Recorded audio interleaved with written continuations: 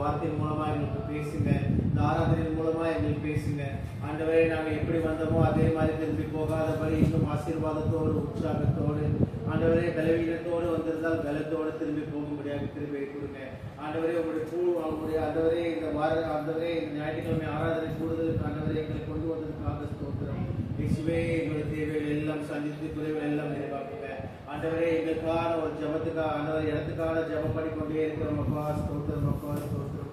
இந்த ஊழியத்தில் உள்ள ஆண்டவரே இந்த பரமனத்துக்கு ஊழியத்திலே ஆண்டவரே எங்களுக்கான ஒரு கோயிலை கட்டும்படியாக வெகு காலமாக ஜபம் பண்ணி கொண்டிருக்கிறோம் அப்பா. எல்லா தேவைகளையும் சந்திங்க ஆண்டவரே. எல்லா சாத்தான போராட்டங்கள் கட்டுகளுக்கு விடுதலை கொடுங்க. ஆத்துமாக்களை தாருங்க. விசுவாசிகளுக்கு உற்சாகத்தை கொடுங்க. உற்சாகத்தோடு ஆத்துமாக்காக ஜெபம் பண்ணும்படி கிருபை கொடுங்க. ஜெபத்தின் மூலமாகவே ஜெயம் பெறும்படியாக கிருபை கொடுங்க.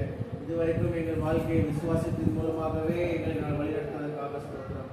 எல்லா தேவைகளையும் சந்திங்க. குறைவுகள் எல்லாம் நிறைவாக்குங்க. நீரை காத்து வழிநடத்தும் இயேசுவின் ஜீவன நல்ல பிதாவே.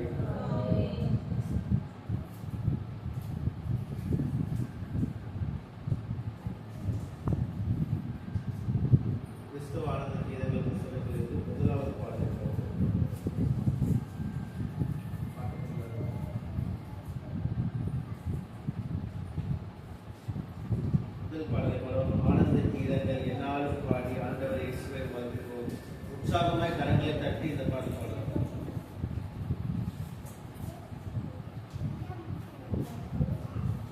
ஆனந்த கீதங்கள் என்னாலும் பாடி ஆண்டவரே சுவை வாழ்த்திடுவோம். ஆனந்த கீதங்கள் என்னாலும் பாடி ஆண்டவரே சுவை வாழ்த்திடுவோம்.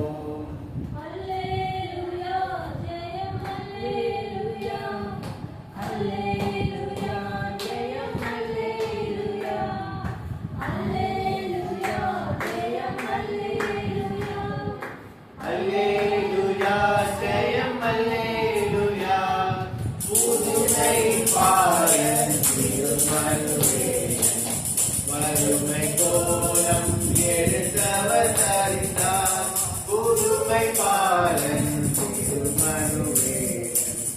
வறுமை கோலம் எடுத்தவர் தரித்தார் உள்ளுரை பரியே உன்னை நீரே மண்ணுயிர் நீக்கவே திறந்தாரே. உள்ளுரை பரியே உன்னை நீரே மண்ணுயிர் நீக்கவே திறந்தாரே.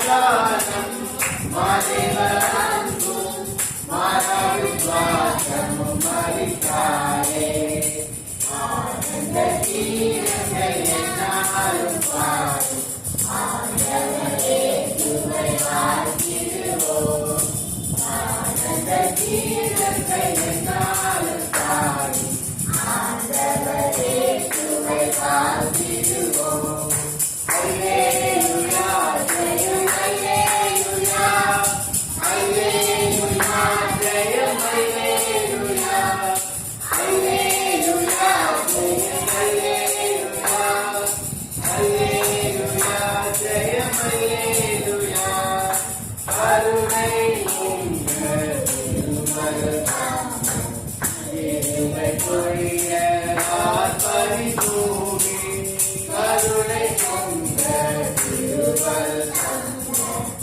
இருமை பொழிய ஆர்ப்பரிப்போமே எண்ணிய வாழும்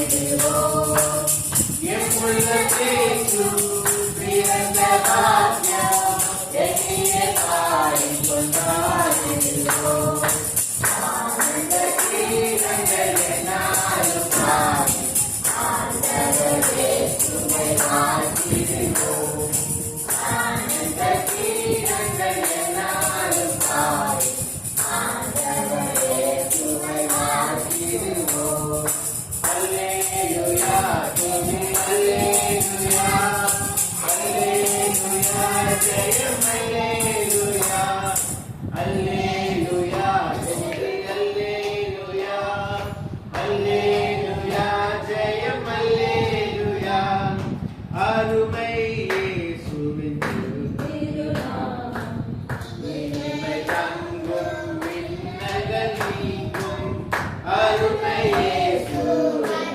திருநாமம் இனிமை தங்கும் விண்ணகல் நீங்கும் கொடுமை பேயின் பலனொடுங்கும் வலிமை வாழ்ந்திடும் நாமமே கொடுமை பேயின் பலனொடுங்கும் வலிமை வாழ்ந்திடும் நாமமே ஆனந்த கீதங்கள் என்னாலும் பாடும் ஆண்டவரே துவை வாழ்த்திடுவோம் ஆனந்த கீதங்கள் என்னாலும் பாடும் ஆண்டவரே துவை வாழ்த்திடுவோம் அல்லேலூயா ஜெயம் அல்லேலூயா அல்லேலூயா ஜெயம் அல்லேலூயா அல்லேலூயா துதி அல்லேலூயா அல்லேலூயா ஜெயம் அல்லேலூயா அல்லேலூயா ஐந்தாவது பாடலை பாடுவோம் துதித்து பாடிட பார்த்ததுமே துன்பவர் இயேசுவின் நாமம் ஐந்தாவது பாடல் துதித்து பாடிட பார்த்திடமே துன்பவர் இயேசுவின் நாமமே துதித்து பாடிட பார்த்திடமே துன்பவர் இயேசுவின் நாமமே துதிகளின் மத்தியில் வாசம் செய்யும்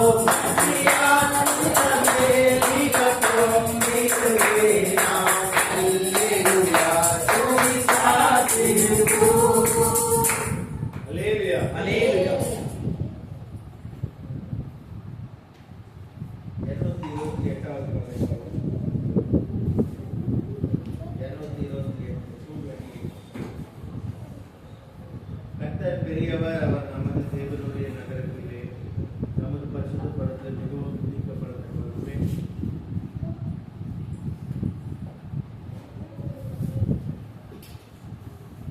கர்த்தர் பெரியவர், அவர் நமது தேவனுடைய நகரத்திலே தமது பரிசுத்த பர்வதத்திலே மிகத் துதிக்கப்படத்தக்கவர். தமது பரிசுத்த பர்வதத்திலே மிகத் துதிக்கப்படத்தக்கவர். வடதிசையிலுள்ள சீயோன் பர்வதம்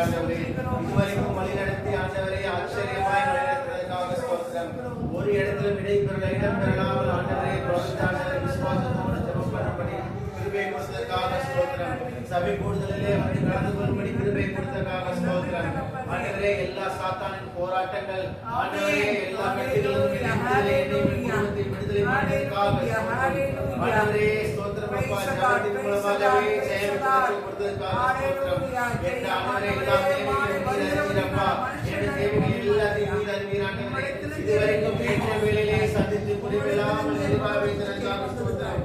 எனக்கு இந்த மாதிரி ஒரு விஷயம் வாழ்க்கையில் நடக்கலையே என்று கழித்துக் கொண்டிருந்த காலத்தில் நான் அறிகிறேன் ஆண்டவரே. எனக்கு இந்த மாதிரி ஒரு விஷயம் என் வாழ்க்கையில் நடக்கலையே, என் வாழ்க்கையில் எப்படி ஒரு விஷயம் நடக்கப் போகுது என்று ஆண்டவரே நினைத்துக் கொண்ட காலத்தில் நான் திரும்பி பார்க்கிறோம் ஆண்டவரே. இயேசுவே ஆச்சரியமாய் என்னை வழிநடத்தியதற்காக ஸ்தோத்திரம். ஆண்டவரே ஸ்தோத்திரம். இந்த நேரத்தில் ஆண்டவரே உண்மையே நம்பி கிருபை கொடுத்ததற்காக ஸ்தோத்திரம். இயேசுவே ஸ்தோத்திரம். விசுவாசத்தை கொடுத்ததற்காக ஸ்தோத்திரம். மகிமையாய் கொடுத்ததற்காக ஸ்தோத்திரம்.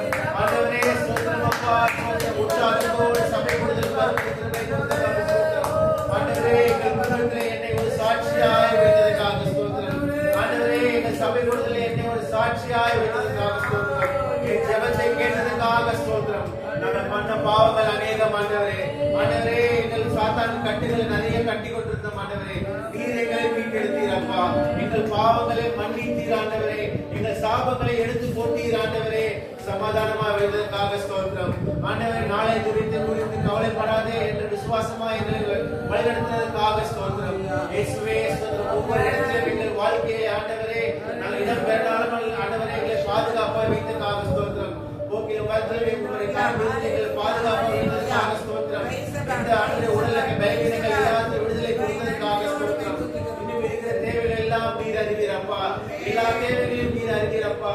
ஆண்டவரே ஏற்ற வேளையிலே ஆண்டவரே எல்லா தேவைகளையும் சரித்து குறைவில்லாமல் நிறைவாக்குறதுக்காக ஸ்தோத்திரம். ஆண்டவரே எங்களுக்கு ஒரு சமாதானத்தை தாருங்க. ஆண்டவரே எங்களுக்கு ஒரு சந்தோஷத்தை தாருங்க. மற்ற மனிதர்களை நம்பி அல்ல ஆண்டவரே, உற்றார் உறவினர்களை நம்பி அல்ல ஆண்டவரே, பிள்ளைகளை பெற்றோர்களை நம்பி இல்லை ஆண்டவரே, உண்மையே நம்பி நாங்கள் இருக்கிறோம் ஆண்டவரே. உமக்காக சாட்சியாக ஜீவிக்கும்படி கிருபை கொடுங்க. இயேசுவே ஸ்தோத்திரம். இந்த நேரத்திலே எங்களோடு இருக்கிறதற்காக ஸ்தோத்திரம். இந்த நேரத்திலே ஆராதனை எங்களோடு இருந்து எங்களை சொட்டு சுகப்படுத்தும் ஆண்டவரே. ஸ்தோத்திரம் அப்பா. ஒவ்வொருவருக்கும் இருக்கிற தேவைகள் எல்லாம் அறிவீர் ஆண்டவரே. ஆண்டவரே ஜெபத்தின் மூலமாகவே ஜெயம் பெறும்படி கிருபை கொடுங்க. ஆண்டவரே ஜெபத்தின் மூலமாகவே ஜெயம் பெறும்படி கிருபை கொடுங்கப்பா. இயேசுவே நல்ல ஒரு விசுவாசத்தை கொடுங்க. இந்த போராட்டமான காலங்களில் இருந்து ஆண்டவரே, இந்த அவிசுவாசமான காலங்களில் இருந்து ஆண்டவரே, இயேசுவின் நாமத்தில் சாத்தானின் கட்டுகளை நாங்கள் எடுக்கிறோம் ஆண்டவரே. இயேசுவின் இரத்தத்தினால ஜெயிக்கிறோம் அப்பா. எந்த அவிசுவாசமும் எதுவும் மனதில் இல்லாதபடி விசுவாசத்தோடு இருக்கும்படி கிருபை கொடுங்க ஆண்டவரே. இயேசுவே ஆண்டவரே எங்கள் பாரங்கள் அநேகம் ஆண்டவரே, எங்கள் ஆண்டவரே பிரச்சனைகள் அநேகம் ஆண்டவரே, எங்கள் போராட்டங்கள் அநேகம் ஆண்டவரே. ஒவ்வொரு நாளும் ஆண்டவரே நாங்கள் இயங்கிக் கொண்டு கலங்கிக் கொண்டே இருக்கிறோம் அப்பா. இயேசுவே எங்கள் ஜெபத்தை கேளுங்க. நாங்கள் பண்ண பாவங்கள் எல்லாத்தையும் மன்னிங்க ஆண்டவரே. எங்களை சுற்றி இருக்க சாபங்கள் கட்டுகள் எல்லாத்திலிருந்து விடுதலை தாருங்க ஆண்டவரே. என் வாழ்க்கை குறித்து எனக்கே என்ன பண்ண என்று தெரியாமல் இருக்கும் போது ஆண்டவரே நீரே இதுவரைக்கும் வழிகாட்டி ஆண்டவரே எங்களை பலப்படுத்துவதற்காக ஸ்தோத்திரம். இயேசுவே ஜெபம் பண்ணும்படியாக ஒரு உற்சாகத்தை தாருங்க. ஜெயம் பெறும்படியாக ஒரு கிருபை கொடுங்க ஆண்டவரே. ஸ்தோத்திரம் அப்பா. உங்கள் கிருபையின் மூலமாகவே எங்கள் வாழ்க்கையை நாங்கள் செயல்படுத்த ஆண்டவரே. ஏதோ ஒரு வகையில் உழைத்து நாங்கள் பயப்படும்படியாக கிருபை கொடுங்க. பயபக்தியோடு உங்களுடைய இடத்துல நம்ம வந்திருக்கிறோம் ஆண்டவரே. பயபக்தியோடு வந்திருக்கிறோம் ஆண்டவரே. ஸ்தோத்திரம் அப்பா. ஸ்தோத்திரம். எங்களுடைய பயபக்தியை நீர் அறிவீர் ஆண்டவரே. எங்கள் உள்ளத்தில் இருக்கிற வேதனைகள் போராட்டங்கள் எல்லாத்தையும் அறிந்து வருகிறீர் ஆண்டவரே. இயேசுவே எங்களை பாதுகாப்பா வைத்துக் கொள்ளுங்க. இயேசுவே எங்களுக்கு பலனை தாருங்க. இயேசுவே எல்லா போராட்டத்தையும் விடுதலை தாருங்க. விசுவாசத்தோடு நாங்கள் இருக்கும்படி கிருபை கொடுங்க. விசுவாசம் இல்லாமல் ஆண்டவரே வழி தப்பி போக கூடாது ஆண்டவரே. விசுவாசத்தோடு இருக்கும்படியாக கிருபை கொடுங்க. உங்களுடைய பிள்ளைகளை நீரை மகிழ்ச்சி தாருங்க ஆண்டவரே. ஆண்டவரே இதுவரைக்கும் எங்களை ஆசீர்வாதமாக வைத்ததற்காக ஸ்தோத்திரம். ஆண்டவரே இதுவரைக்கும் எங்களை பலத்தோடு வைத்ததற்காக ஸ்தோத்திரம். சபை கூடுதலுக்கு உற்சாகமாய் வரும்படி கிருபை கொடுத்ததற்காக ஸ்தோத்திரம். ஆண்டவரே நாங்கள் ஸ்தோத்திரம் பண்ணிக்கொண்டே இருக்கலாம் ஆண்டவரே. எங்க வாழ்க்கையில ஆண்டவரே எங்களுக்கு வாழ்க்கையில் ஆச்சரியமாய் அதிசயமாய் நீர் வழிநடத்தீர் ஆண்டவரே. ஜெபத்தின் மூலமாகவே ஜெயம் கண்டு அதன் மூலமாக சாட்சியாய் வைத்ததற்காக ஸ்தோத்திரம் அப்பா. இயேசுவே ஸ்தோத்திரம் ஸ்தோத்திரம் ஸ்தோத்திரம். சபை கூடுதலுக்கும் ஆண்டவரே எங்களை வரப்பண்ணின கிருபைக்காக ஸ்தோத்திரம். உங்களுடைய சித்தம் என்னதென்று நாங்கள் அறியாது இருக்கிறோம் ஆண்டவரே. ஆனால் சித்தத்தின் படி எங்களை வழிநடத்துங்க. எங்களை சாட்சியாய் வழிநடத்துங்க. எங்களுடைய வாழ்க்கையே உங்களிடத்தில் அர்ப்பணிக்கிறோம் அப்பா. எங்களுடைய வாழ்க்கையே உங்களிடத்தில் அர்ப்பணிக்கிறோம் ஆண்டவரே. நீரே எங்களுக்கு பலனாய் இருந்து துணையாய் இருந்து கிருபையை வழிநடத்துங்க. ஆண்டவரே எங்கள் குடும்பத்தில் உள்ள எல்லா தேவைகளையும் நீர் சந்திங்க ஆண்டவரே. இதுவரைக்கும் சந்தித்ததுக்காக ஸ்தோத்திரம். குறைவில்லாமல் நிறைவாய் வைத்ததற்காக ஸ்தோத்திரம் அப்பா. ஸ்தோத்திரம் ஆண்டவரே. ஆண்டவரே ஸ்தோத்திரம் ஸ்தோத்திரம். இந்த ஆராதனை வேலைக்காக உமக்கு ஸ்தோத்திரம். வந்து கலந்து கொண்ட ஒவ்வொரு விசுவாசிக்காகவும் ஸ்தோத்திரம் அப்பா. ஆண்டவரே ஸ்தோத்திரம் அப்பா. இன்னும் இருக்கிற ஆண்டவரே ஒவ்வொரு விஷயத்திலும் ஆண்டவரே நீரே எங்களை வழிநடத்துங்க அப்பா. இயேசுவே அடுத்த வாரங்களில் இந்த வருகிற வாரங்களிலும் இருக்கிற தேவைகளை எல்லாம் நீர் சந்திங்க. குறைவுகள் இல்லாமல் நிறைவாய் வைங்க. எங்களுக்குள்ள ஒரு நல்ல ஒரு பசுத்த ஆவியை தாருங்க ஆண்டவரே. எந்த இடத்திலும் கோபப்படாமல் ஆண்டவரே, எந்த இடத்திலும் டென்ஷன் ஆகாம ஆண்டவரே உண்மை நோக்கியே இருக்கும்படி கிருபை கொடுங்க ஆண்டவரே. இந்த இடத்துல ஆண்டவரே நீரே எங்களுக்கு தகப்பனாயும் போதகராயும் இருந்து எங்களை வழிநடத்துங்க. இயேசுவே சபை கூடுதலுக்காக ஒரு சொந்தமான இடத்துக்காக ரொம்ப நாள் வெகுகாலம் ஜெபம் பண்ணி கொண்டிருக்கிறோம் அப்பா. அதுல என்ன தடை என்று எங்களுக்கு தெரியல ஆண்டவரே. இயேசுவே எங்களுக்கு என்ன தடை என்று தெரியல அப்பா. இயேசுப்பா எங்க தடைகள் இருந்தா எங்களுக்கு காண்பீங்க. எங்கள் பாவங்கள் இருந்தா மன்னிங்க ஆண்டவரே. நாங்கள் பண்ணுகிற பாவங்கள் அநேகமாக நாங்கள் அறிந்திருக்கிறோம் அப்பா. எங்கள் உள்ளதே தெரியும் அப்பா. நாங்கள் பண்ணுகிற பாவங்கள் அநேகமாக இருக்கிறது ஆண்டவரே. எல்லா பாவத்திலிருந்து விடுதலை தாருங்க. பாவ மன்னிப்பின் ரட்சிப்பை தாருங்க. நிச்சயத்தை தாருங்க அப்பா. ஸ்தோத்திரம் ஸ்தோத்திரம். உங்களுடைய இரத்தத்தினாலே எங்கள் பாவத்தை மன்னிக்கும்படியாக நாங்கள் ஜெபம் பண்ணிக்கிறோம் ஆண்டவரே. இந்த ஜெபத்தை ஆண்டவரே நீங்கள் கேளுங்க ஆண்டவரே. சபை கூடுதலுக்கு ஒரு நல்ல ஒரு இடத்தை தாருங்க ஆண்டவரே. எங்கள் குடும்பத்தில் உள்ள எல்லா தேவைகளையும் சந்திங்க. குறைவில்லாமல் நிறைவாய் வைங்க. அதிசயங்களை மறுப்பதை தொடர்ந்து செய்யுங்க. நீரை காத்து வழி நடத்தும். இயேசுவின் மூலம் ஜீவனில் நல்ல பிதாவே. ஆமென். அல்லேலூயா அல்லேலூயா அல்லேலூயா அல்லேலூயா. மாறி மாறி வாசிக்கும்படியாக நீதிமொழிகள் 9ஆம் அதிகாரத்தை நம்மளுக்கு நீதிமொழிகள் 9ஆம் அதிகாரம் எல்லாம் எழுந்து வாசிப்போம்.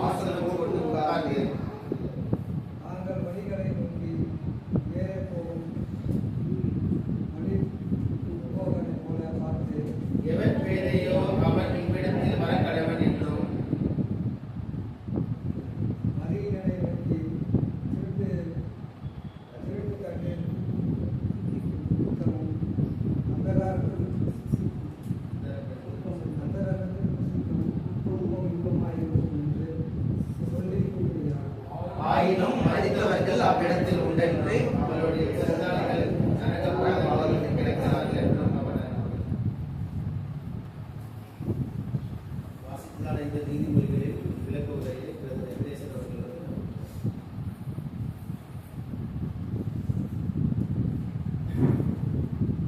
கர்த்தருடைய பரிசுத்தமாக வாசிக்கப்பட்ட நீதிமொழிகள், அதாவது ஞானம், அதாவது 1வது வசனம், ஞானம் தன் வீட்டை கட்டி தன் 7 தூண்களில் சித்திரம் ஏற்றி தன் கொழுத்த ஜந்துக்களை அடித்து திராட்சரசத்தை வார்த்து வைத்து தன் போஜன பந்தியை ஆயத்தப்படுத்தி தன் பணிவிடைக்காரிகளை அனுப்பி பட்டணத்தின் உயர்ந்த மேடைகளில் என்று கூப்பிட்டு. 5வது வசனம், நீங்கள் வந்து என் அப்பத்தை ருசித்து நான் பார்த்த திராட்சரசத்தை பானம் பண்ணுங்கள். இது இந்த வசனத்துல வாசிக்கிறோம். அதாவது நம்ம போன நீதிமொழிகளையும் பார்த்தோம். அதாவது தேவனை கத்த அதிகாலையில் தேடுகிறவன் என்னை கண்டடைவான் கத்திர வந்துட்டு கண்டடாது. யார் என்னை தேடுதுன்னா அது தன்னை ஞானம் வந்துட்டு சொல்லிச்சு. இந்த மாதிரி இயேசு வந்து ஞானம், இந்த மாதிரி ஒரு புத்தி விவேகம், இந்த மாதிரி நிறைய காரியங்கள் அங்கே வந்து சொல்லப்பட்டிருப்பாங்க. இதுல வந்து அதே ஞானம் வந்துட்டு என்ன செய்யணும், தன்னுடைய வீட்டை கட்டி 7 தூண்களையும் வந்து சித்திரத்தி இருந்து அது என்ன பண்ணதா ஒரு பெரிய பந்திய ஒரு விருந்தை வந்துட்டு ஆயத்தம் பண்ணதா சொல்லப்பட்டிருக்கு. கொழுத்த ஜலத்தில் எடுத்து திராட்சரசத்தை வார்த்து தன் போஜ பந்தியை ஆயத்தப்படுத்துறது. அதாவது வந்து ஏன் இன்னைக்கு எடுத்துக்கிட்டீங்கன்னா, இன்னைக்கு சாயங்காலம் வந்துட்டு அந்த ராபோஜனம் வந்துட்டு இருக்கிறதுனால அது சம்மந்தமா நான் ஒரு சில காரியத்தை வந்து ஞாபகப்படுத்துகிறதுக்கு நான் கொடுத்துருக்கேன். ஏன்னா அது சம்மந்தமா தான், அதாவது தேவன் வந்துட்டு அவர் பந்தியை ஆயத்தப்படுத்தி வந்து 5வது வசனத்துல நீங்க வந்து என் அப்பத்தை ருசித்து நான் பார்த்த திராட்சரசத்தை பானம் பண்ணுங்கள். அப்பம் திராட்சரசங்கிறது நமக்கு வந்து புதிய ஏற்பாட்டில் தெரியும். அப்பங்கிறது கிறிஸ்து இயேசுவின் சரீரமும் திராட்சரசங்கிறது இயேசு கிறிஸ்துவுடைய ரத்தமுமாக நமக்கு வந்து நல்லாவே தெரியும். அதை வந்து பார்த்தீங்கன்னா நம்ம இந்த ராபோஜனத்துல முக்கியமாக வாசிக்கிறது 1 கொரிந்தியரை வந்து நம்ம வந்து வாசிப்போம். 1 கொரிந்தியர்ல அந்த ராபோஜனத்துக்கு கொடுத்ததான சில ரகசியங்கள் வந்து அது வந்து சொல்லப்பட்டிருக்கிறது நமக்கு தெரியும். இல்லை என்னன்னு கேட்டீங்கன்னா, இந்த ராபோஜனத்துக்கு கலந்து கொள்வதற்கு நமக்கு வந்து ஒரு 3 விதமான தகுதியை வந்துட்டு அதில் வந்து சொல்லப்பட்டிருக்கிறது. கலந்து ராபோஜனத்துக்கு நம்ம அந்த பந்தியில கர்த்தருடைய பந்தியில கலந்து கொள்ளணும்னா, அவருடைய விருந்தில் கலந்து கொள்ளணும்னா ஒரு 3 விதமான தகுதி வந்து சொல்லப்பட்டிருக்கிறது. ஒன்று வந்து பார்த்தீங்கன்னா, அந்த 11வது அதிகாரம் முழுசா ஆரஞ்சு பார்த்தீங்கன்னா, அந்த 1 கொரிந்தியர் 11வது அதிகாரம் 25வது வசனம் 26வது வசனம் அது வந்து ரொம்ப முக்கியமானது. 25-26 வாசிக்கிறேன். போஜனம் பண்ணின பின்பு அவர் தாமே அந்தபடியே பாத்திரத்தை எடுத்து, இந்த பாத்திரம் என் ரத்தத்தினாலேயே புதிய உடன்படிக்கையாய் இருக்கிறது. நீங்கள் இதை பானம் பண்ணும் போதெல்லாம் என்னை நினைவு பெறும்படி இதை செய்யுங்கள். ஃபர்ஸ்ட் வந்துட்டு கர்த்தரை வந்துட்டு அவருடைய மரணத்தை நினைவு கூறுவதற்கு தான் ராபோஜனத்திலே முக்கியமான அம்சம். 26வது வருஷம், ஆகையால் நீங்கள் இந்த அப்பத்தை புசித்து இந்த பாத்திரத்தில் பானம் பண்ணும் போதெல்லாம் கர்த்தர் வருமளவும் அவருடைய மரணத்தை தெரிவிக்கிறீர்கள். ஃபர்ஸ்ட் நோக்கம் வந்து அவருடைய மரணத்தை என்ன செய்யறோம், நம்ம நினைவு கூறணும். அதுதான் வந்து நம்ம அந்த ராபோஜனத்தினுடைய தகுதி. இன்னும் தொடர்ந்து வந்து பார்த்தீங்கன்னா, அந்த வசனங்கள்ல கடைசியா வந்து பவுல் பற்றிய எழுதுறாரு. அதாவது இப்படி இருக்க எவன் அபாத்திரமாய் கர்த்தருடைய அப்பத்தை, அதாவது 27வது வசனம், கர்த்தருடைய அப்பத்தை புசித்து அவருடைய பாத்திரத்தில் பானம் பண்ணுகிறானோ அவன் கர்த்தருடைய சரீரத்தையும் ரத்தத்தையும் குறித்து குற்றம் உள்ளவனா இருப்பான். தொடர்ந்து வந்துட்டு அது அந்த நிறைய சொல்றாரு. அதான் அபாத்திரமா புசிக்கக்கூடாது, அது வந்து இதாக இருக்கணும்ட்டு நிறைய வந்துட்டு சொல்றாரு. அபாத்திரமா புசிக்கிறது என்னன்னா, அதாவது 3 விதமான அந்த காரியங்களை நம்ம வந்துட்டு செய்யலைன்னா அது அபாத்திரமானது. அதுல ஒண்ணு வந்துட்டு அதாவது திருவிருந்து அந்த இருக்க ராபோஜனம் வந்துட்டாலே இயேசு கிறிஸ்துடைய அந்த மரணங்களை, பாடுகளை, அடக்கத்தை, உயிர்த்தவர்களை என்ன செய்யணும், நம்ம முழுக்க வந்து நம்ம தியானித்து அதை நினைவு கூற வேண்டும். கட்டாயம் பண்ணணும். அதை நம்ம நினைவு கூறலைன்னா அது ராபோஜனமே கிடையவே கிடையாது. நம்ம கட்டாயம் என்ன செய்யணும், அவருடைய மரணத்தை, அவருடைய அடக்கம், உயிர்த்தவர்களை என்ன செய்யணும், கட்டாயம் நம்ம நினைவு கூற வேண்டும். அவருடைய பாடுகளை நினைவு கூற வேண்டும். 2வது முக்கியமான நோக்கம் என்னன்னா, அதாவது 1 கொரிந்தியர் 11:27 நம்ம ஏற்கனவே அந்த வாசலாம். 1 கொரிந்தியர் 11:27 இப்படி இருக்க எவன் அபாத்திரமாய் கர்த்தருடைய அப்பத்தை புசித்து அவருடைய பாத்திரத்தில் பானம் பண்ணுகிறானோ அவன் கர்த்தருடைய சரீரத்தையும் ரத்தத்தையும் குறித்து குற்றமுள்ளவனாய் இருக்கிறான். அதே 31வது வசனம், நாமே நிதானித்து அறிந்தால் நியாயம் தீர்க்கப்படும். 2வது முக்கியமான விஷயம் என்னன்னா, குற்றம் மற்றவர்களா இருக்கணும். குற்றம் நமக்குள்ள இருக்கக்கூடாது. ராபோஜனத்துல கர்த்தருடைய பந்தியில நம்ம கலந்து கொள்ளும்போது நம்ம வந்து பாவத்தோட குற்றத்தோட என்ன செய்யக்கூடாது, எடுக்கக்கூடாது. அதனால நம்ம வந்து ஏன்னா வந்து இந்த உலகத்துல வாழ்றதுனால நம்மள அறியாமலே சின்ன சின்ன தவறுகள் வந்துட்டு செய்து கொண்டு இதுதான் இருக்கிறோம். இது யாரும் தவறு செய்யாதவங்க யாரும் கிடையாது. அதாவது பெரிய லெவல் அது துணிகரமா செய்யறது அது தேவனுக்கு உலகமானது. அறியாமல் செய்யறது அதை தேவன் வந்து மன்னிக்க வல்லவராக இருக்கிறார். நம்ம அறியாமல் செஞ்சதால சின்ன சின்ன தவறுகளை என்ன செய்யணும், கர்த்தருடைய பந்தியில வரும்போது அதை என்ன செய்யணும், அறிக்கையிட்டு நம்ம என்ன செய்யணும், ஒப்புதலாக நம்ம காணப்பட வேண்டும். அப்ப ரெண்டாவது வந்துட்டு சுத்திகரிப்பு அவசியம். கர்த்தருடைய பந்தியில கலந்து கொள்றதுக்கு அவரை வந்துட்டு பாடு மரங்களை நினைவு பண்ணணும். ரெண்டாவது சுத்திகரிப்பு பண்ணிக்கிறோம். நம்ம தான் குற்றமற்றவங்களா இருந்து என்ன செய்யணும், அந்த பந்தியில கலந்து கொள்ள வேண்டும். மூணாவது வந்துட்டு பாத்தீங்கன்னா 1 கொரிந்தியர் 11வது அதிகாரம் 18, 20, 21 நான் வாசிக்கிறேன்.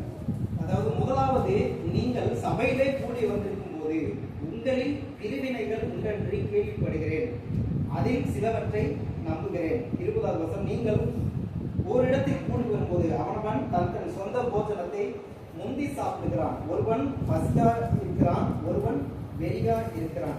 21, இப்படி செய்கிறது கர்த்தருடைய ராபோஜனம் அல்லவே. தொடர்ந்து 33வது வசனத்திலே சொல்கிறது, ஆகையால் என் சகோதரரே, நீங்கள் போஜனம் பண்ண கூடி வரும்போது ஒருவருக்காக ஒருவர் காத்திருங்க. இது மூணாவது முக்கியமான பிரிவு. அதாவது பிரிவினை இருக்கக்கூடாது. கர்த்தருடைய பந்தியில நம்ம கலந்து கொள்றவங்க ஐக்கியத்தோடு கூட சமாதானத்தோடு கூட இருக்க வேண்டும். அதாவது கர்த்தருடைய பந்தியில கலந்து கொள்ளணும்னா அவருடைய கிறிஸ்துவாகிய சரீரத்துல நம்ம எல்லாருமே ஒரு அங்கமா வந்துட்டு இருக்கிறதுக்கு அடையாளமா தான் கர்த்தருடைய பந்தியில கலந்து கொள்வோம். அதனால மூணாவது முக்கியமான காரியம், அவருக்கு நம்ம என்ன செய்யணும், ஒருத்தருக்கு ஒருத்தர் ஐக்கியமாகவும் சமாதானமாகவும் இருக்கணும். அந்த காலத்துல அப்போஸ்தலர் காலகட்டத்துல வந்து பாத்தீங்கன்னா, இப்ப நம்ம வந்து ஒரு ஞாபகமா அப்பத்தையும் வந்து பிச்சு கொடுத்து திராட்சை ரசம் கொஞ்சம் கொடுக்குறோம். ஆனா அந்த விருந்து மாதிரியே ஒவ்வொரு வீட்டுல ரெடி பண்ணி வச்சிருவாங்க.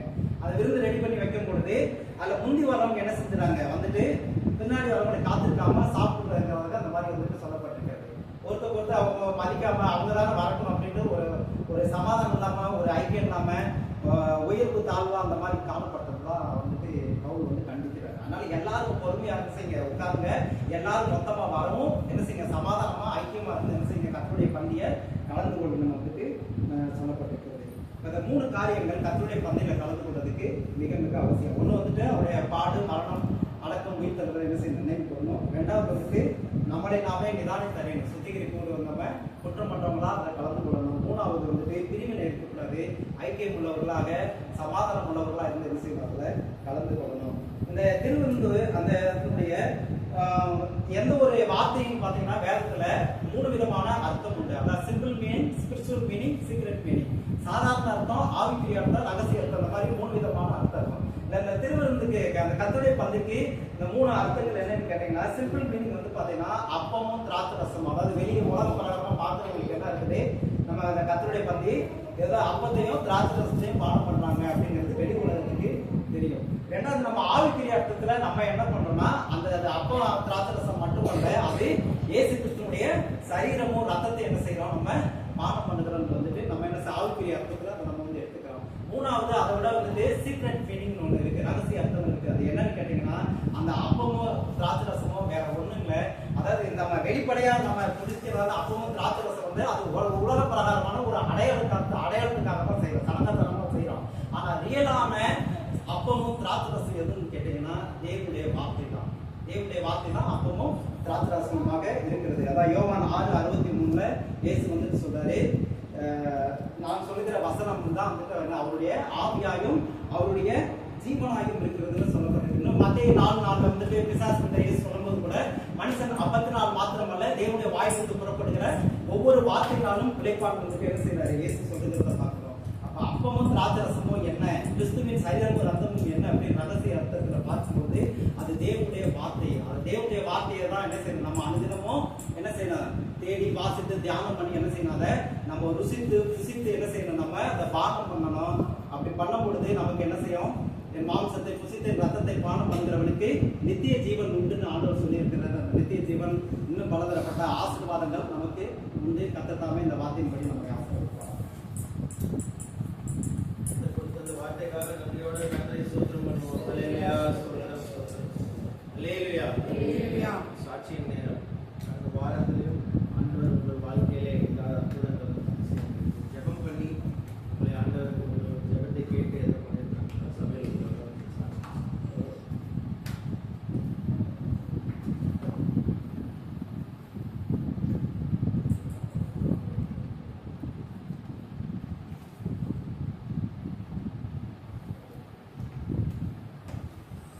கர்த்தருடைய பரிசுத்த நாமத்தை கர்த்தரை நன்றியோடு ஸ்தோத்திரிக்கிறேன். என் வாழ்க்கையில் ரட்சிக்கப்பட்டு அன்றிலிருந்து இதுவரையிலும் முடித்துக்கொண்டு ஆண்டவருக்கு ஒப்பு கொடுத்து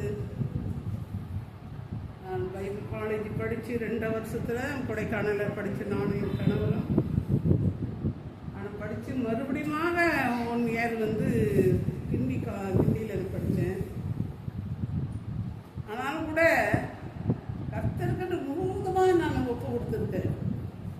என் வாழ்க்கையில் என்னென்ன நடக்கக்கூடாது என்று சொல்லி நான் நாடர் நோக்கி ஜெபித்தனோ அது எல்லாவற்றையும் என் வாழ்க்கையில் முகத்திரம்தான் என் வாழ்க்கை, முகத்திரம்தான் என் ஊழியம் என்ற நிலையிலே என் தேவனை கர்த்தர் என்னை நடத்தி கொண்டு வருகிறார். அதை பற்றி நான் சோர்ந்து போகவே இல்லை. எப்பொழுதும் பலம் கொண்டு திடமனதாக இருங்கள் என்று சொன்ன என் தேவனை கர்த்தருடைய வார்த்தை கொண்டு நான் அதிகமாக ஆண்டவரோடு கூட ஒரு அண்ணாளை போல, ஒரு எஸ்தரை போல, நகோமியை போல உடைய குடும்பத்துக்காகவும் மற்றவர்களுக்காகவும் மற்ற தேசத்துக்காகவும் அடியால் அர்ப்பணித்தோ மாட்டதில்லை. நானும் கர்த்தருடைய ஊழியத்தை அநேக இடங்களிலே செய்ய முடியாது என்னை பலப்படுத்தின கிறிஸ்துக்காய் கர்த்தரை நன்றியோடு ஸ்தோத்திரிக்கிறேன். கடந்த நாட்களிலே பீகார், ஒரிசா, நேபாளம், கொல்கத்தா இப்படிப்பட்ட பகுதியிலே ஆண்டவர் என்னுடைய ஊழியத்தை செய்ய முடியாது என் தேவன் என்னை அழைத்து கொண்டு போனார். கர்த்தருடைய பரிசுத்த நாமத்தை நன்றியோடு ஸ்தோத்திரிக்கிறேன். என்னிடத்தில் ஒன்றும் பணம் இல்லை, நிரபராதியாக இருந்தேன். அருமையான என்னுடைய ஆவிக்குரிய தகப்பனாக ஏசியா பாஸ் அவர்கள் தான் கடைசி காணிக்கை என்னிடத்தில் கொடுத்தார்கள். அந்த காணிக்கை கொடுத்து ரொம்ப நேரம் அதை வைத்துக் கொண்டு ஜெபம் பண்ணி என் கையில் கொடுத்தாரு. போன உடனே நீங்கள் என்ன செய்யணும், ட்ரெயினில் ஏறின உடனே அம்மாவுக்கும் எனக்கும் நீங்கள் ஃபோன் கண்டிப்பாக பண்ணணும் அப்படின்னு சொல்லிட்டு 10 முறை என்கிட்ட ஃபோன் பண்ணி சொல்லியிருந்தார். ஐயா, முதலாவது அம்மாவுக்கும் உங்களுக்கு தான் ஐயா ஃபோன் பண்ணுவேன், நீங்கள் சோர்ந்து போகாதீங்க அப்படின்னு சொல்லி அங்கேருந்து கடந்து நான் வீட்டுக்கு திரும்பி மறுநாள் என் தேவன் எனக்கு இந்த பீகார், ஒரிசாவும் மற்ற இடங்களிலே கொல்கத்தாவும் நேபாளத்திலும் ஆண்டோடைய ஊழியத்தை செய்ய முடியாது என் தேவன் உதவி செய்தார். மறுபடியும் திரும்பி வரும்பொழுது கூட அநேக பிரச்சனை சந்திக்கப்பட்டேன். அந்த பிரச்சனை நிமித்தமாக நான் சோர்ந்து போயிருந்தேன், மன ஒளிச்சல் இருந்தது எனக்கு. அது மாத்திரம் இல்லை, வந்து உட்கார ஒரு 10 நிமிஷம் கூட இல்லை என் வீட்டில். மறுநாள் என்ன ஆயிடுச்சுன்னா எனக்கு வாமிட்டு, லூஸ் மோஷன். 5-6 நாளாக நான் படுக்கையாக இருந்தேன். என்னிடத்தில் ஒன்றுமே இல்லை. ஆண்டவரே, நீர் தானே பரிகாரி, பரம வைத்தியர், பரம டாக்டர் என்று சொல்லி சொன்னீங்களே. நீ என்னுடைய வாழ்க்கையில் 18-20 வருஷமா நான் மருந்து மாத்திரை எடுக்காத விசுவாசத்தின் பாதையில் ஓடின என்னை நீ எனக்கு சுகத்தை கொடுக்க உம்மால கூடாத காரியம் ஒன்றுமே இல்லை என்று சொல்லி என் தேவனுடைய சமூகத்திலே நான் அறிக்கையிட்டு ஜெபம் பண்ணும்போது என் தேவன் அந்த வாமிட்டிலிருந்து, அந்த லூஸ் மோஷன்லேருந்து விடுதலை தந்து எனக்கு பூர்ண சுகத்தையும் பலத்தையும், ஒரு பைசா டாக்டர்கிட்ட கூட போகாத அளவுக்கு என்னை பரிபூர்ண விடுதலை கொடுத்து இந்த இடத்துல சாட்சியாக நிறுத்ததுக்காக நன்றியோடு ஸ்தோத்திரிக்கிறேன். கடந்த வாரம் முழுவதும் பாதுகாத்து இந்த வாரத்தில் கூட அவருடைய சன்னிதானத்தில் அழைத்து வர முடியாது என் தேவன் உதவி செய்த பலவிதமான பிரச்சனைகள், பலவிதமான வேதனைகள், ஆனாலும் கூட என்னை பலப்படுத்துகிற கிறிஸ்தவன் மட்டும்தான் எனக்கு பலம் உண்டு என்று சொல்லி இந்த சாட்சியை முடிக்கிறேன். ஆமென். சாட்சிக்காக தேவனை நன்றியோடு ஸ்தோத்திரம் பண்ணுவோம். ஹல்லேலூயா, ஹல்லேலூயா.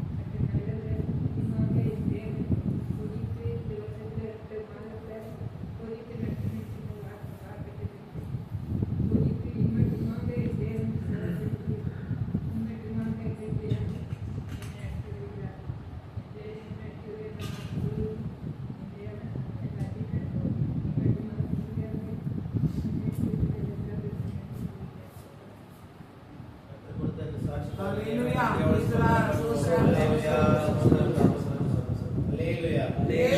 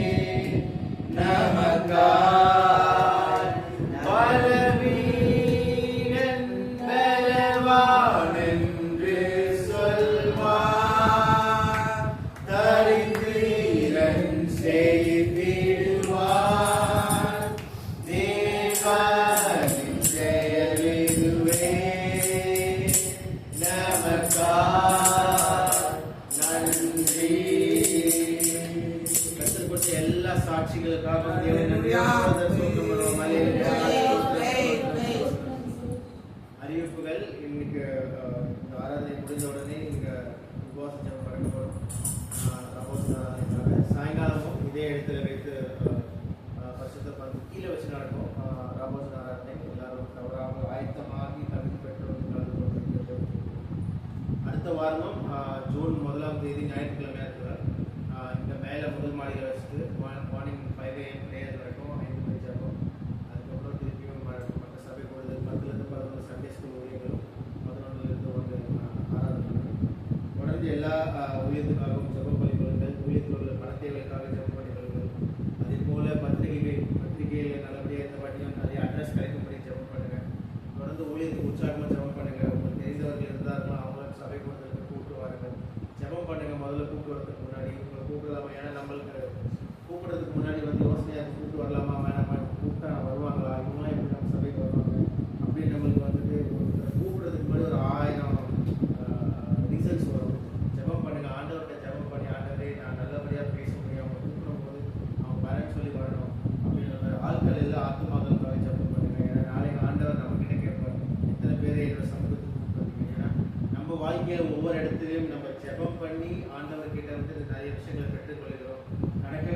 போகக்கூடாது என்ற விஷயத்தை ஜெபத்தின் மூலமாக பெற்றுக்கொண்டிருக்கிறோம். நம்ம வாழ்க்கையில் நம்ம ஆசீர்வாதமாக இருக்கணும். அந்த ஆசீர்வாதங்கள் ஆண்டவர் எதுக்கு கொடுக்குறாருன்னு நமக்கு மட்டுமல்ல, மற்றவர்களுக்கு போய் சாட்சியாக சொல்லி, நான் இந்த மாதிரி ஜெபம் பண்ணினேன், இந்த மாதிரி சர்ச்சுக்கு போய் ஜெபம் பண்ணினேன், ஆண்டவர் என்னை வழி நடத்தினார், அதனால எனக்கு இந்த ஆசீர்வாதங்கள் கிடைத்தது என்று நம்ம நினைவு கூர்ந்து சாட்சியாக இருந்து இன்னொரு நிறைய ஆத்துமாக்களையும் சபை கூடுதல் கொண்டு வர வேண்டும். சபைக்காக இல்லை, ஆண்டவர் இடத்துல கொண்டு போகணும். அதனால ஜெபத்தோடு ஒவ்வொரு விஷயத்திலையும் ஊழியத்துக்காக ஜெபம் பண்ணுங்க, ஊழியத்துக்காக பங்கு பெறுங்க, ஊழியத்துக்கு எல்லா கூட்டத்திலையும் உற்சாகமாய் பங்கு பெறப்படியாக காணிக்கை நேரம் பெறலாம். புதிய கேள்வி பாடல் புத்தகத்தில் எடுத்து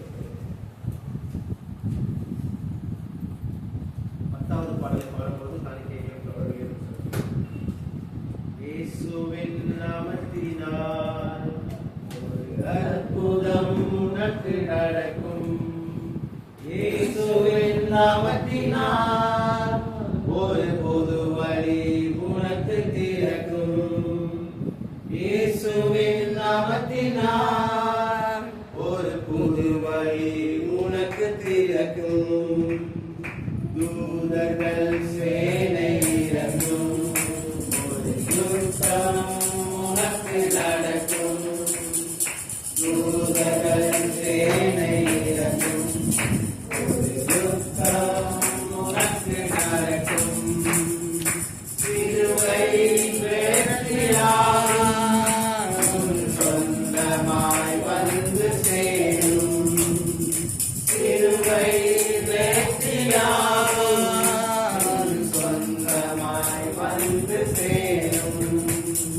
சூழ்நிலை உனக்காய் மாறும், சந்தித்த தொழில்கள் மறையும். சூழ்நிலை உனக்காய் மாறும், சந்தித்த தொழில்கள் மறையும். கர்த்தர் கோட்டை இடியும், நீ ஜெபித்தது வந்து சேரும். கர்த்தர் கோட்டை இடியும், நீ ஜெபித்தது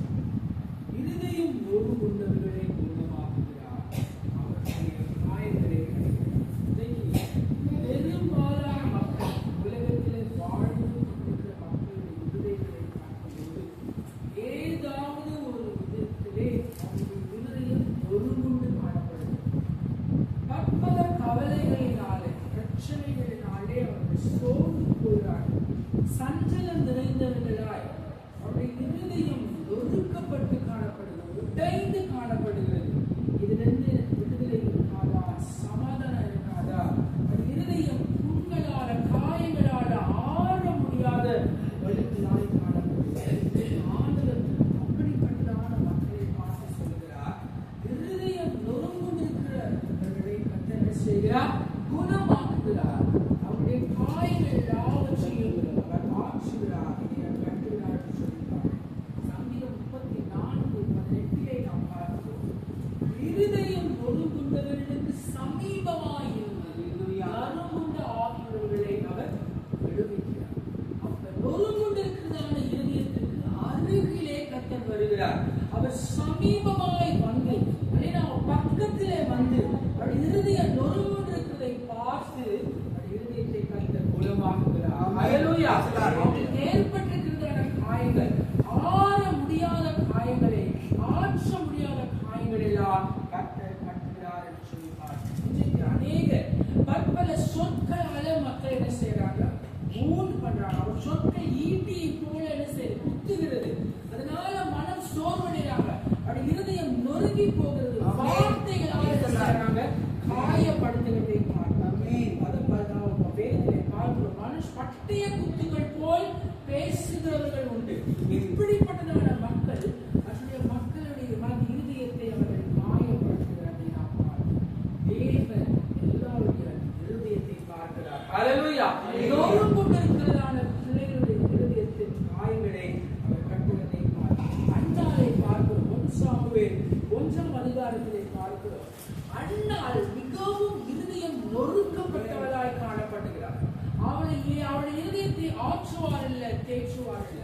அவருடைய சட்டத்தை அவளை பார்த்து அவர் துன்புறுத்துகிறார், ஏளனமாய் பேசுகிறார், மன நோக செய்கிறார். நீ பிள்ளை இல்லாதிருக்கிறாய், நீ மலடி, உன் வாழ்க்கை அவ்வளவுதான் என்று சொல்லி அவள் வெள்ளி நகையாடி வேதனைப்படுத்துகிறதை பார்க்கிறோம். அன்னாள் மிகுந்த நொறுங்குண்டவராய் காணப்பட்டால் அவள் இருதயம் நொறுங்குண்டது. அவருடைய காயத்தை ஆற்றுவார் யாருமே இல்லை. அவன் தேவ சமூகத்தில் இருந்து கர்த்தருடைய பாத்திரத்தை அழுது செபித்த போது அவளுக்கு கர்த்தர் இருதயத்தை ஆற்றினார், அவருடைய காயங்களை கட்டினார் என்று சொல்லி பார்க்கிறோம். ஹல்லேலூயா. அன்னாளை கர்த்தர் அவருடைய இருதயத்தை, அவருடைய காயங்களை மாற்றின கர்த்தர் இன்றைக்கு நம்மோடு இருக்கிறார். ஹல்லேலூயா. நம்முடைய இருதயத்தில் இருக்கிற எல்லா காயங்களையும் அவர் ஆற்றுகிறார், குணமாக்குகிறார். ஹல்லேலூயா. அன்னாளை பாருங்க, அவள் இருதயத்திலே சந்தோஷத்தை பெற்றுக்கொண்ட பின்பு அவள் மறுபடியும் துக்கமாக இருக்கவில்லை என்று வேதம் சொல்கிறது. ஹல்லேலூயா. இன்றைக்கு ஒருவேளை இருதயம் நொறுங்குண்டவர்களாய் கர்த்தருடைய சமூகத்திலே நீங்கள் வந்திருப்பீர்கள் என்றால் கர்த்தர் உங்களுடைய இருதயத்தின் காயங்களை ஆற்றுகிறார், உங்கள் காயங்களை கட்டுகிறார், உங்களை குணமாக்குகிறார். ஹல்லேலூயா. இன்றைக்கு குணமாக்குகிற கர்த்தர் உங்களுடைய வாழ்க்கையில இனி இருதயம் நொறுங்குண்டு போவதில்லை. ஹல்லேலூயா. நீங்கள் இனிமே துக்கமா இருக்க போவதில்லை. ஏனென்றால் கர்த்தர் உங்களுடைய இருதயத்தின் நொறுங்குண்டதை காண்கிறார். ஹல்லேலூயா. அவர் உங்களுக்கு விடுதலை கொடுக்கும் போது நிச்சயமாகவே அதிலே விடுதலை உண்டு. ஹல்லேலூயா. இன்றைக்கு என்னென்ன காரியங்களுக்காக இருதயம் நொறுங்கப்பட்டு நீங்கள் காணப்படுகிறீர்களோ, வேதனையோடு காணப்படுகிறீர்களோ, அழுது கொண்டிருக்கிறீர்களோ, எல்லா சூழ்நிலையும் மாற்ற கர்த்தர் வல்லவராய் இருக்கிறார். ஹல்லேலூயா. கர்த்தருடைய வார்த்தை உங்களுக்கு நேராய் கடந்து வருகிறது. உங்களுடைய இருதயத்தின் நொறுங்குதலை கர்த்தர் குணமாக்குகிறார். ஹல்லேலூயா. ஆறப்படாத உங்களுடைய காயம் இன்றைக்கு ஆற்றுகிறார், உங்களுடைய காயங்களை கர்த்தர் கட்டுகிறார். ஹல்லேலூயா. லூக்கா 2ஆம் அதிகாரத்திலே நாம் பார்க்கிறோம், மரியாதை பார்த்து சிமியோன் சொல்லுகிறான், உன் ஆத்துமாவை ஒரு பட்டயம் உருவி போகும் என்று சொல்லி. ஹல்லேலூயா. இது கர்த்தராகிய இயேசு கிறிஸ்துவை குறித்து கூறப்பட்டதை நாம் பார்க்கிறோம். அவள் சந்தோஷமா இருந்தார் தேவன் கருத்தது. ஆனால் கர்த்தர் ஒரு நாளிலே மரித்ததை அவள் பார்க்கிறார். ஹல்லேலூயா. ஆண்டவரை அடிக்கிறதை அவள் பார்க்கிறார், உதைக்கிறாங்க, காரி உமிழ்றாங்க, காயப்படுத்துறாங்க. எல்லாவற்றையும் அவள் பார்க்கும்போது அவளுடைய இருதயம் நொறுங்கி போனது. ஹல்லேலூயா. அன்று உரைக்கப்பட்டதான அந்த தீர்க்க தரிசனம் நிறைவேறினது. உன் ஆத்துமாவை ஒரு பட்டயம் உருவி போகும் என்று சொல்லி அவள் மிகுந்த கஷ்டப்பட்டாள், நொறுக்கப்பட்டாள் என்று சொல்லி பார்க்கிறோம். ஹல்லேலூயா. தேவன் என்ன செய்கிறார்? நொறுங்குண்டவர்களுக்கு சமீபமாய் இருந்து எல்லாருடைய காயங்களை கர்த்தர் கட்டுகிறார். ஹல்லேலூயா. ஏசாயா 61ஆம் அதிகாரம் 1வது வசனத்திலே நாம் மறுபடியும் இதே வசனத்தை பார்க்கிறோம். இருதயம் நொறுங்குண்டவர்களை கர்த்தர் காயங்களை கட்டுகிறார் என்று சொல்லி. ஹல்லேலூயா. இயேசு கிறிஸ்து இந்த உலகத்திற்கு அவராகவே வரவில்லை. ஹல்லேலூயா. அவர் சுயமாய் இந்த உலகத்திற்கு வரவில்லை. பிதா தன்னுடைய குமாரனை இந்த உலகத்திற்கு அனுப்பினார். ஹல்லேலூயா. தேவன் யோவானிலே பார்க்கிற 3:16-17 வசனங்களிலே தேவன் தம்முடைய ஒரே பேரான குமாரனை விசுவாசிக்கிறவனோ அவன் கெட்டு போகாமல் நித்திய ஜீவனை அடையும்படிக்கு இவ்வளவாய் உலகத்தில் அன்பு கூர்ந்தார். ஹல்லேலூயா. நம் மேலே கர்த்தர் வைத்ததான அன்பு அது பெரியதாய் காணப்பட்டது. ஹல்லேலூயா. தனக்கு இருந்த ஒரே குமாரனை கர்த்தர் என்ன செய்தார்? இந்த உலகத்திற்கு அனுப்பினார். வாசித்து பாருங்க 17வது வசனம் 3:17. உலகத்தை ஆக்கினைக்குள்ளாக தீர்க்கும்படி தேவன் தம்முடைய குமாரனை உலகத்தில் அனுப்பாமல் அவராலே உலகம் ரட்சிக்கப்படுவதற்காகவே அவரை அனுப்பினார். ஏன் அனுப்பினார் பிதா தன்னுடைய குமாரனை? உலகத்தை ஆக்கினைக்குள்ளாக தீர்க்க வேண்டும் என்பதற்காக அவர் அனுப்பாதபடி இந்த மக்கள் ரட்சிக்கப்பட வேண்டும். ஹல்லேலூயா. நொறுங்கி போயிருக்கிற இருதயமுடையான மக்கள், இந்த மக்களை ரட்சிக்க வேண்டும்.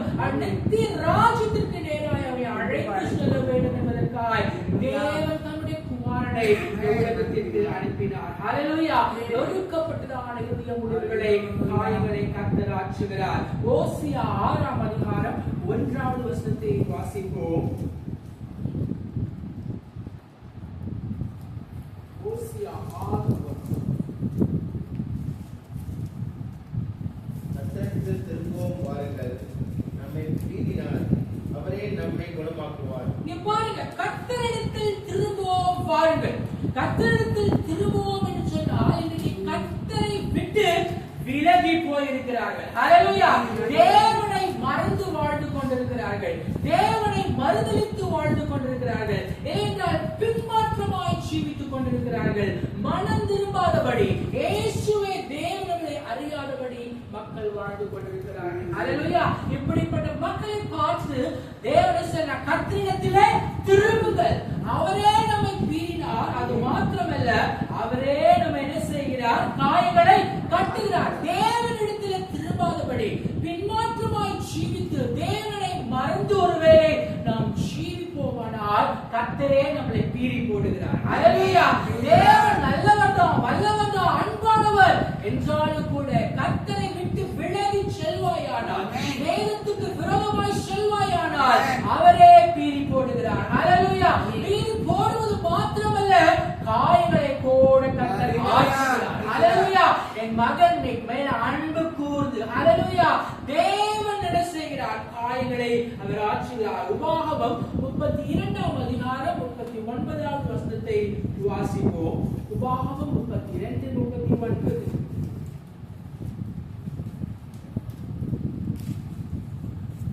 நானே அவர், என்னோட வேறே தேவன் இல்லை என்பதை இப்பொழுது பாருங்கள். நான்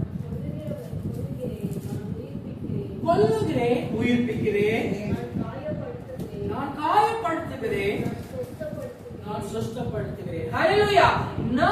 நானே கர்த்தர், நானே கொல்லுகிறேன், நானே உயிர்ப்பிக்கிறேன். ஹல்லேலூயா.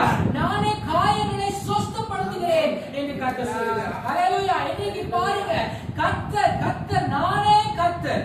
என்னை என்று நீ வேறு தேவர்களை என்னை விட்டு வழி விலகி செல்வாயானால் கர்த்தர் என்ன செய்கிறார்? கொல்லுகிறார் என்று சொல்லி பார்க்கிறார். ஹல்லேலூயா. ஆனா அதே சமயத்திலே அவர் உயிர்ப்பிக்கிற ஒரு தேவனாய் இருக்கிறார். ஹல்லேலூயா.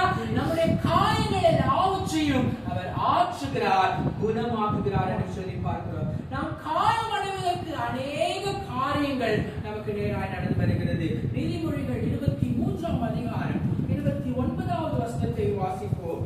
நீதிமொழிகள் 23:29. ஐயோ, யாருக்கு வேதனை, யாருக்கு துக்கம், யாருக்கு சண்டைகள், யாருக்கு புலம்பல், யாருக்கு காரணமில்லாத காயங்கள். யாருக்கு காரணம் இல்லாத காயங்கள்? தேவன் காயங்களை ஆற்றுகிறார். இங்கே பார்க்கிறோம், யாருக்கு காரணம் இல்லாத காரியங்கள். பார்த்து படிங்க. யாருக்கு இரத்த கலங்கின கண்கள், மதுபானம் இருக்கும் இடத்திலே தங்கி தரிப்பவர்களுக்கும், மதுபானம் இருக்கும் இடத்திலே தங்கி தரிப்பவர்களுக்கும், கலப்புள்ள கலப்புள்ள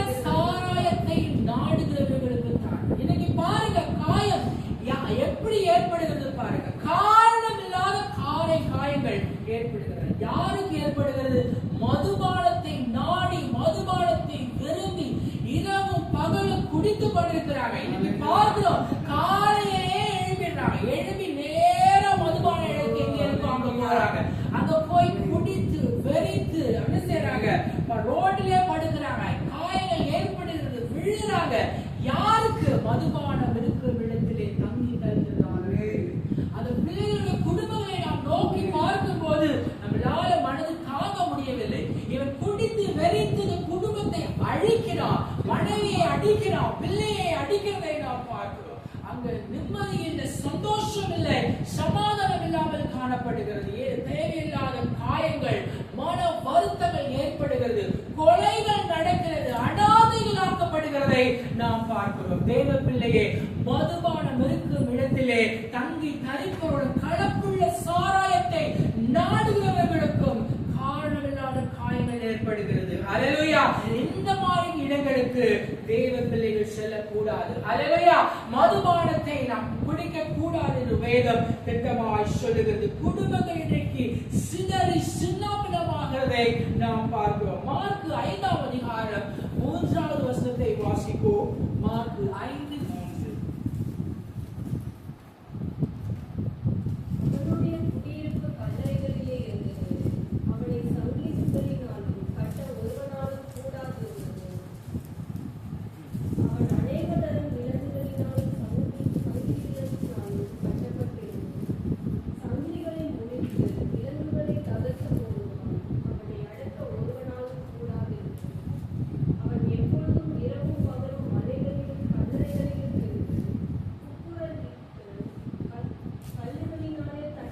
கல்லுகளினாலே தன்னை தானே காயப்படுத்துகிறான். அல்லேலூயா. யார் இந்த மனுஷன்? அவன் எல்லாரும் அறிந்ததான மனுஷன். இங்க பேய் பிடித்திருந்ததான ஒரு மனுஷன். அவன் கல்லறையிலே சஞ்சரித்துக் கொண்டிருக்கிறான், கூக்குரலிட்டுக் கொண்டிருக்கிறதை நாம் பார்க்கிறோம். அல்லேலூயா.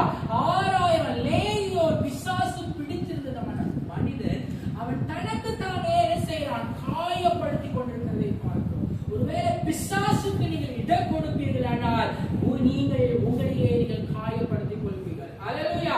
அதான் வேதம் சொல்லுது, பிசாசுக்கு இடம் கொடாதீர்கள் என்று சொல்லி. அல்லேலூயா. யாரை விழுகலாமோ என்று சொல்லி அவன் வகையை தேடி சுற்றி திரிகிறான். பிசாசுக்கு எதிர்த்து நில்லுங்கள், அவன் உங்களை விட்டு ஓடி போவான். அல்லேலூயா. தேவ பிள்ளைகளே, பிசாசுக்கு இடம் கொடுப்பீர்களா? மதுபானத்துக்கு நேரம் இடம் கொடுப்பீர்கள் என்று சொல்லி கேட்டால் காயப்பட்டு போவதிலே சந்தேகமே இல்லை. அல்லேலூயா. தேவன் நம்முடைய காயங்களை அவர் கட்டுகிறவராய் காணப்படுகிறார். எரேமியா 30ஆம் அதிகாரம் 12-13 வசனங்களை வாசிப்போம். எரேமியா 30:12-13. கர்த்தர் சொல்லுகிறது என்னவென்றால், உன் ஆறாததாயும் உன் காயம் கொடியதாயும் இருக்கிறது. உன் காயங்களை கட்டும்படி உனக்காக ஏற்படுவார் இல்லை. உன் ஆறாததாயும் உன் காயம் இணைந்து கொடியதாயும் காயப்படுகிறது. அல்லேலூயா. ஆண்டவர் பாருங்க, அந்த காயங்களை கட்டுகிறார். அல்லேலூயா.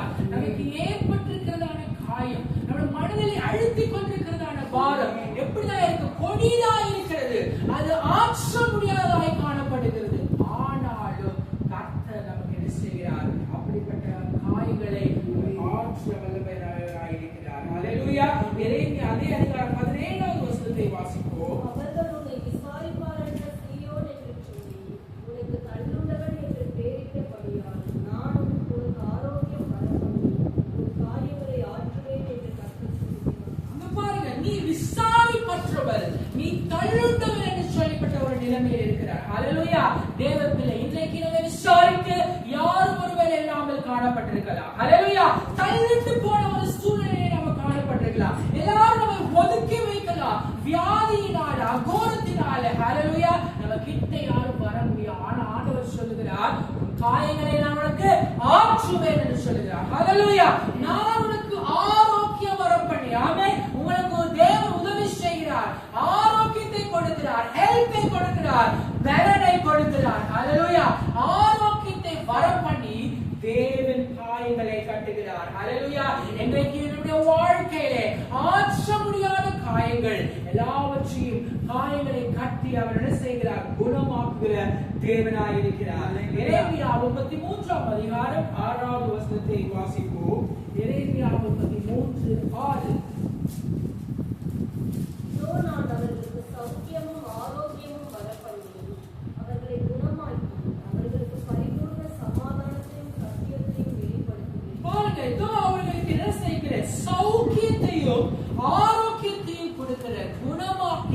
சத்தியத்தை சமாதானத்தை அவர்களுக்கு கொடுக்கிறேன் என்று சொல்லுகிறார். ஹல்லேலூயா.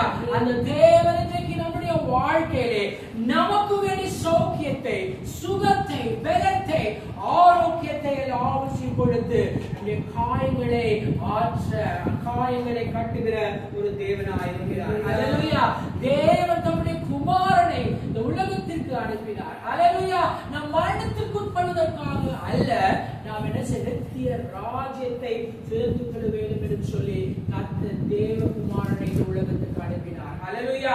அது இயேசு கிறிஸ்துவின் சிலுவையிலே படுகிறதான ரத்தத்தின் மூலமாய் நாம் இன்றைக்கு சுகத்தை பெற்றுக் கொள்கிறோம். ஹல்லேலூயா. நம்முடைய தழும்புகளாலே நாம் குணமாகிறோம் என்று சொல்லி வேதத்திலே வாசிக்கிறோம். 1 பேதுரு 2ஆம் அதிகாரம் 21, 22 வசனங்களை பார்க்கிறோம். நம்முடைய சரீரத்தினாலே நம்முடைய பாவங்களை சுமந்து அவர் நம்மை குணமாக்கினார் என்று சொல்லப்பட்டிருக்கிறது. ஹல்லேலூயா. நாம் செய்த பாவங்கள், நாம் செய்த அக்கிரமங்கள் எல்லாவற்றையும் நம்முடைய சரீரத்திலே தேவன் சுமந்து கொண்டார். ஹல்லேலூயா. நம்முடைய பாடுகள் எல்லாவற்றையும் அவர் சுமந்து நம்முடைய நோய்களை இன்றைக்கு தீர்த்திருக்கிறார். ஹல்லேலூயா. இன்றைக்கு நம்மளுக்கு அநேக வைத்தியங்களை பார்த்திருக்கலாம், எத்தனையோ மருத்துவமனைகளுக்கு சென்றிருக்கலாம், எத்தனையோ மருத்துவர்களை பார்த்திருக்கலாம், வியாதி குணமாகாத ஒரு சூழ்நிலை காணப்படலாம். ஹல்லேலூயா. ஆனா இயேசு கிறிஸ்துவின் ரத்தம் இன்றைக்கு நமக்காக பரிந்து பேசிக் கொண்டிருக்கிறது. ஹல்லேலூயா. நமக்கு தேவன் சுகத்தை கொடுக்க வல்லவராய் இருக்கிறார். நம்முடைய காயங்களை ஆற்ற வல்லமை உள்ளவராய் இருக்கிறார். யோபு 5:18 பார்க்கிறோம். காயப்படுத்துகிறவரும் காயம் கட்டுகிறவரும் அவரே, அவருடைய கை நம்மை குணமாக்கிற்று. ஹல்லேலூயா. இயேசு கிறிஸ்து காயத்தை உண்டாக்குவர் மாத்திரமல்ல, அவர் காயங்களை கட்டுகிற ஒரு தேவனாய் இருக்கிறார். ஹல்லேலூயா. விழுந்து போய் நம்முடைய காயங்கள் ஏற்பட்டிருக்கலாம், மரணம் செய்திருக்கலாம், ஏதோ ஒரு சூழ்நிலை எப்படியாவது காயங்கள் ஏற்பட்டிருக்கலாம். அதேனால் தேவனை காயத்தை கொடுத்திருக்கலாம், அவர் கையினாலும் பீறி போட்டிருக்கலாம், ஆனாலும் அவர் காயங்களை கட்டுகிறார். ஹல்லேலூயா. அவருடைய கை நம்மை குணமாக்கிற்று, சுகமாக்கிற்று என்று பார்க்கிறோம். ஹல்லேலூயா. ஆணி பாய்ந்தான அவருடைய கரம் இன்னைக்கு நமக்கு நேராய் நீட்டப்படும் போது எல்லா வியாதியிலிருந்தும், வேதனையிலிருந்தும், காயங்களிலிருந்தும், இருதயம் நொறுங்குண்டிருக்கிறதிலிருந்தும் கர்த்தர் குணமாக்குகிறார், காயங்களை கட்டுகிறார். ஹல்லேலூயா. எசேக்கியேல் 34ஆம் அதிகாரம் 16வது வசனத்தை வாசிப்போம். எசேக்கியேல் 34:16. நான் காணாமல் போனதை தேடி துரத்துண்டதை திரும்ப கொண்டு வந்து எலும்பு முறிந்ததை காயம் கட்டி எலும்பு முறிந்ததை காயப்படுத்துவேன், காயம் கட்டுவேன். ஹல்லேலூயா. இங்க பாருங்க, காய சாதாரணமா அடிப்பட்டது மாத்திரமல்ல, எலும்பு முறிந்து போயிருந்ததான ஒரு சூழலில் கூட கர்த்தர் காயம் கட்டுகிறார். ஹல்லேலூயா.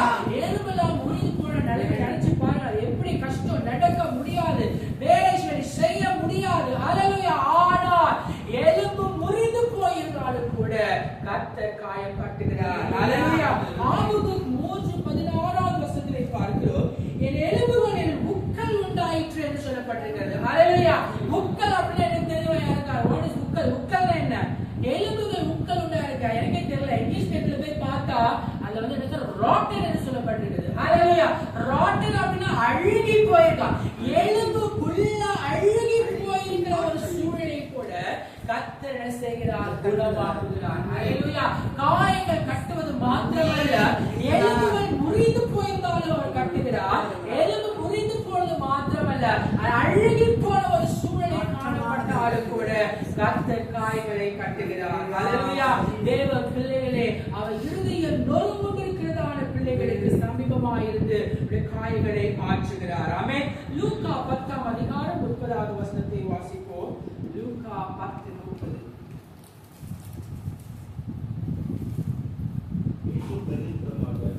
ஒரு மனுஷன் எருசலேமில் இருந்து எரிகோவுக்கு போகையில் கள்ளர் கையில் அகப்பட்டார். அவர்கள் அவன் வஸ்திரங்களை உரிந்து கொண்டு அவனை காயப்படுத்தி குற்றுயிராக விட்டு போனார்கள். பாருங்க, ஒரு மனிதன் எருசலேமில் இருந்து எரிகோவுக்கு செல்கிறார். ஹல்லேலூயா. எல்லாரும் அந்த சம்பவத்தை நாம் அறிந்ததான ஒன்று. ஹல்லேலூயா. ஒரு நல்ல சமாரியன் பாருங்க, எருசலேமில் இருந்து எரிகோவுக்கு போகிறான், கள்ளர் கையிலே அகப்பட்டுக் கொள்கிறான், அவள் வஸ்திரத்தை எல்லாம் உரிந்து போறாங்க, அவள்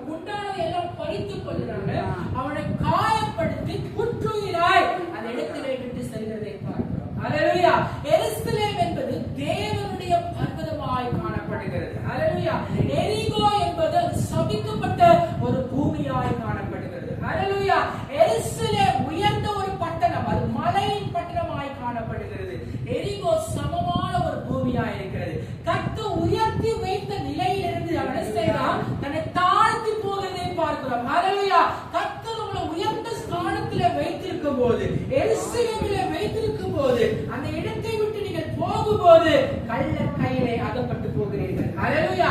எரிகோ ஒரு சபிக்கப்பட்ட ஒரு நகரமாய் காணப்படுகிறது. யோசுவா எரிகோவை சபித்தான். ஹல்லேலூயா. அங்க பறக்கிற ஆசரிக்கு சேர்ந்த பிள்ளைகள், மூத்த பிள்ளைகள் இளையபிற சபிக்கப்பட்டு போவார்கள், இறந்து போவார்கள் என்று சொல்லி அந்த பட்டணத்தை அவர் சபித்ததை நாம் பார்க்கிறோம். ஹல்லேலூயா. நல்ல இடத்திலே இருந்து அவன் என்ன செய்கிறான்? தாழ்ந்து போகிறான்.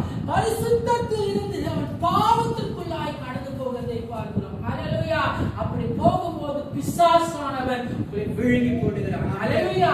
பிசாசு கள்ளனாய் காணப்படுகிறான். கள்ளன் கையில் அகப்பட்டுதான் அவன் குற்றுராய் கிடந்திருக்கிறானே. தேவ பிள்ளைகள், தேவ சமூகத்தை விட்டு, பரிசுத்தத்தை விட்டு, தேவனை விட்டு நீங்கள் பின்வாங்கி போவீர்கள் என்று சொல்லி கேட்டால் குற்றுராய் காயப்பட்டு போவதை நாம் பார்க்கிறோம். ஹல்லேலூயா. தேவத்திலே பின்மாற்றமான ஒரு ஜீவியத்தை இது காட்டுகிறதை நாம் பார்க்கிறோம். ஹல்லேலூயா. அதே மாதிரி இளையகுமாரன் தன்னுடைய ஸ்தானத்தை விட்டான். அவன் அழகாக நல்ல ஒரு இடத்திலே ஆண்டவர் அவனை வைத்திருந்தார். அவன் தந்தையோடு கூட அவன் இருந்தான். அவன் சொத்தை எல்லாம் எடுத்துக்கொண்டு போய் அழைத்து கடைசியாய் பன்றியின் கூட்டத்தோடு கூட அவன் இருந்ததை நாம் பார்க்கிறோம். ஹல்லேலூயா. கர்த்தரை விட்டு விலகி செல்கிற அனுபவம் இருக்கும் என்று சொல்லி கேட்டால் நம்முடைய வாழ்க்கை பரித வைக்கப்பட்டது. எரேமியா 17ஆம் அதிகாரம் 5வது வசனத்தை வாசிப்போம். எரேமியா 17:5.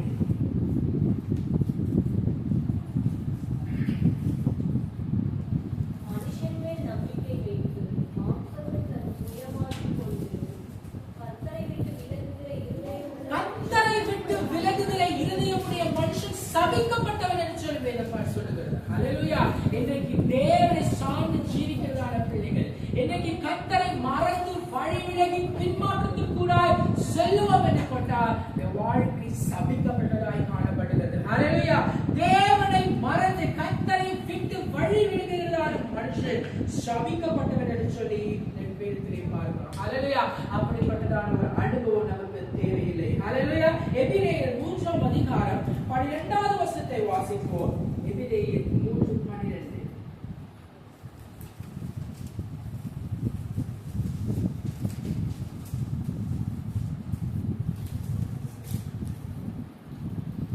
சகோதரரை, ஜீவனுள்ள தேவனை விட்டு விலகுவதற்கு ஏதுவான அவிசுவாசமுள்ள பொல்லாத இருதயம் ஒருவனுக்குள்ளும்